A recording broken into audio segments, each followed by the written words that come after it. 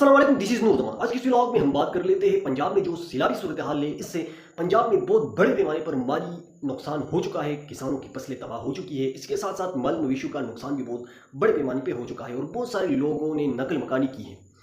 इसके मुकाबले में पंजाब हुकूमत का जो वज़ीर आला है मरीम नवाज, इन्होंने क्या किया है? उन्होंने अभी तक सिर्फ इतना किया है कि यानी एक जैकेट पहनकर किश्ती में बैठकर और उस इलाके का सिर्फ सिर सपाटा किया और बाद में उन्होंने सियासी बयानात दिए और फिर इसके बाद वापस चली गई।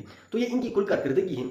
दूसरी तरफ इनके वज़रा की कारकर्दगी को देखें, एक वज़ीर जो है वो मसूद कहते हैं कि भारत ने अभी जारियत करा दी है और दूसरा वज़ीर कहता है कि नहीं, भारत ने अभी जारियत नहीं कराई, बल्कि भारत ने हमको बता दिया था और इसके बाद उन्होंने पानी छोड़ दिया था। और तो इसके ऊपर भी इन लोगों का जो सलाह और मशवरा है वो एक दूसरे के मुतज़ाद हैं, इनकी वज़ीरों के। लेकिन ये बात हमें समझना पड़ेगा कि भारत जो है वो साल में 2 दफ़ा अभी जारियत लाजमी करता है। अगर 2 साल में नहीं करता तो कम से कम 2-3 साल बाद लाजमी करता है।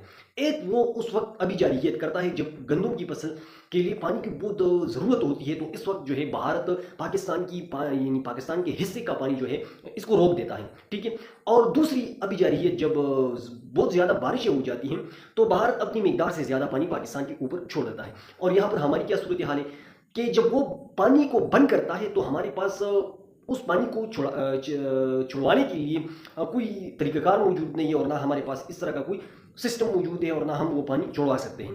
और जब भारत उस पानी को छोड़ देता है तो फिर हमारे पास इसको रुकवाने के लिए भी कुछ भी हमने इसके लिए तैयारी नहीं की होती है, तो इस वजह से बहुत बड़े पैमाने पर तबाही मच जाती है। तो ये एक हकीकत हमें मानना पड़ेगा कि ज़्यादातर कसूर हमारा अपना है।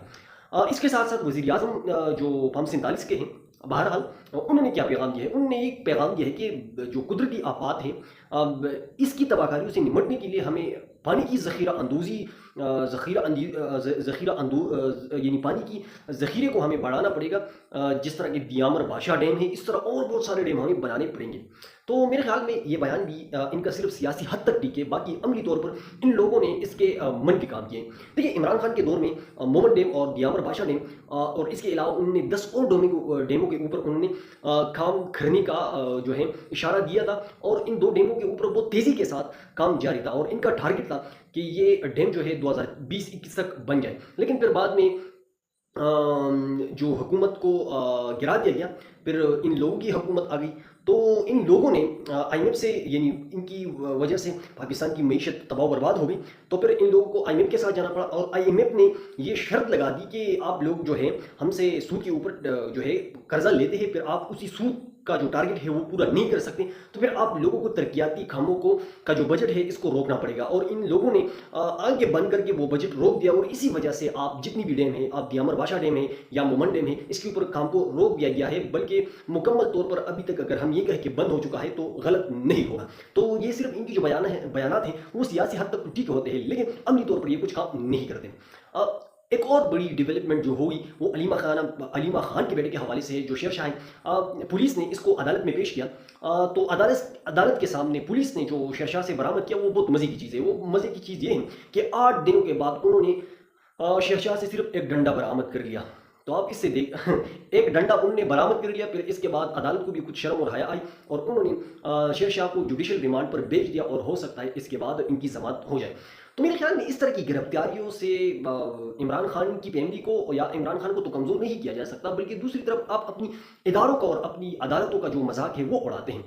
देखिए, ये कोई केस है कि 8 दिनों के बाद पुलिस एक मुलजिम से डंडा बरामद कर लेती है, तो अब इन इदारों यानी जो पुलिस का महकमा है इसके ऊपर और साथ ही हमारी अदल के निज़ाम के ऊपर भी हमें थोड़ा सा जो है ना रश कर लेना चाहिए कि किस तरह बेहतरीन दिमाग हमने यहाँ पर बिठाए हैं कि इंसाफ देने में जब कमज़ोर होता है तो वो बिल्कुल इनको नहीं देते और जब ताकतवर की बात आती है तो उनके लिए कुछ भी करते हैं। तो इस वक्त पाकिस्तान की यही सूरत हाल है। अगर हम इस हुकूमत की सरमायाकारी के हवाले से बात करें, यानी मईशत के हवाले से, तो एक सहाबी ने कहा कि मैंने एक सरमायाकारी के वजीर से पूछा कि इस वक्त सरमायाकारी की क्या सिचुएशन, क्या हालत है।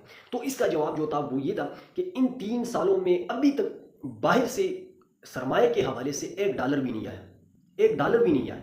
तो यही वजह है कि पाकिस्तान में दिन ब दिन क़यास बढ़ता जा रहा है। पाकिस्तान में जो उम्मीद की जो एक फ़िज़ा थी वो ख़त्म हो रही है और साथ ही लोग बहुत परेशानी के आलम में मुब्तला हो चुके हैं, क्योंकि महंगाई बहुत दिन ब दिन बढ़ती जा रही है, जिससे लोगों की मुश्किलात में दिन ब दिन इजाफा हो रहा है। تو ہم سب کی یہ دعا ہے کہ اللہ تعالیٰ اس ملکی خدادات کو اپنی حفظ و امان میں رکھیں اور اس کی بہتر مستقبل کے لیے اپنی قدرتی کاملیت سے اس کا کوئی وسیلہ عطا فرمائے۔ انشاءاللہ نیکسٹ آنے والی ویڈیو میں آپ لوگوں کے ساتھ پھر ملاقات ہوگی، اس وقت تک اپنی دعاؤں میں یاد رکھیے۔ آج کے لیے اتنی کافی، والسلام۔